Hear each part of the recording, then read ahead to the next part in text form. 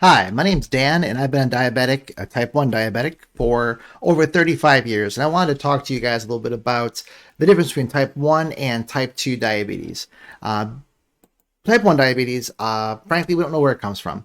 They used to say it was hereditary, but less and less nowadays. They have some different theories about causation, but they're frankly a little bit up in the air. It's by far not the more common of the two types.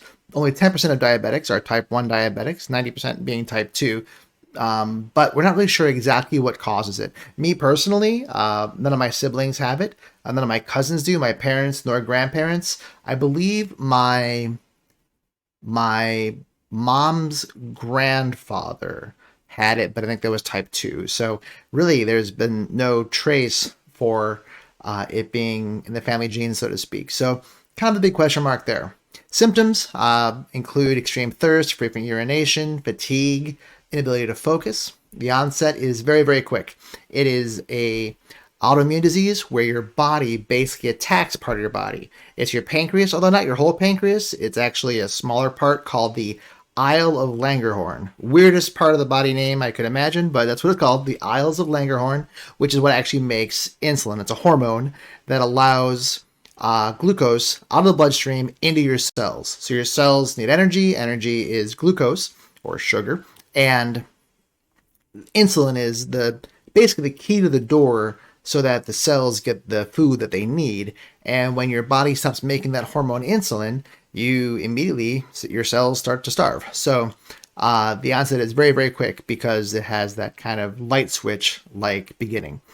Treatment, certainly if you're a type 1 diabetic, you have to be on some kind of insulin therapy, either shot or insulin pump, and they've come a long way in the last 10 years, so some great things happening there. It's regular testing, so you have to be testing your blood sugar and kind of verifying how your numbers are doing throughout the day, and a regular hemoglobin A1C. That is basically a test of a 3-month average of how your blood sugars are doing. So you could test every day at noon and be, hey, I'm perfect, I'm at 98. You want to be between about 80 and 120. That's for me. People have different ranges, but that's kind of my target range. A little bit wider than some I hear, but let's say you're 98 every day at noon, but you could be really high all evening and really high all morning and just kind of dip down at noon. So you want to be aware of what that overall average is doing, and that researchers believe is really the best way to help guarantee future help for type 1 diabetics.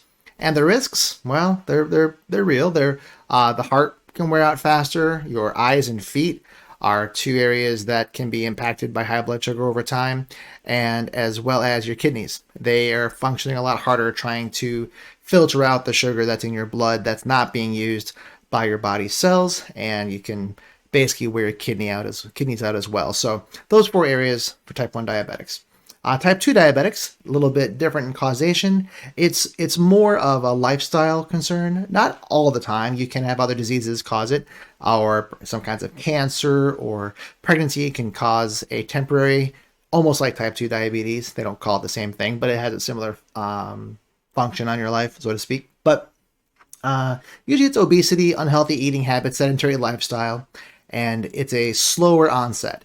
It doesn't just kind of click on like a light switch. It's more like a slider where it just kind of kicks in over time, and one finds oneself no longer either producing the insulin you need because you can't make enough, or your insulin becomes less effective because it's been the body has been worn out.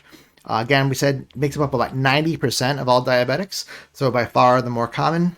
Used to be, they'd call it kind of juvenile and adult diabetes, but sadly in our country here in America, so many children are so obese and so sedentary that type 2 diabetes is affecting more and more younger teens and even preteens. So kind of a huge health risk in our country, and I'm sure beyond, but I know more of the stats for America. Symptoms are the same as type 1. You have the extreme thirst, frequent urination, fatigue, inability to focus, but it's a little bit more gradual. And part of the difficulty is if you're obese and you're not very active, well, it might be harder to tell that you're getting overtired, etc., because you don't have as good of a benchmark comparison of before and after, because those other lifestyle habits also make you feel fatigued. So that's kind of an unfortunate factor that it doesn't get caught as fast, because some folks will have it for great lengths of time and not get treatment because they haven't gotten tested. So something to be wise about before it starts impacting the same risks to your heart, eyes, feet, kidneys, and also both types of diabetes can impact male sexual abilities. So lots of things, not just affect life and death, but quality of life as well. So two very different causes of disease that affect the body pretty similarly. Again, type 1 kind of being that quick light switch, your body attacks something inside of you, and you are now a diabetic and you have to get treatment immediately. Otherwise, well, you won't last too long. Type 2 being that slow kind of slide in because your body's been worn out and you need some additional help from medical professionals to get treatment or make some changes in your life that can allow your body to function the way that it's been designed. So those are the two. Hope that's helpful for you, and appreciate you subscribing and clicking some additional links we have below, or some other videos here we've got going on, learning more about diabetes and how it's kind of shaped my life and might be helpful for you to check out as well. Thanks. We'll see you next time.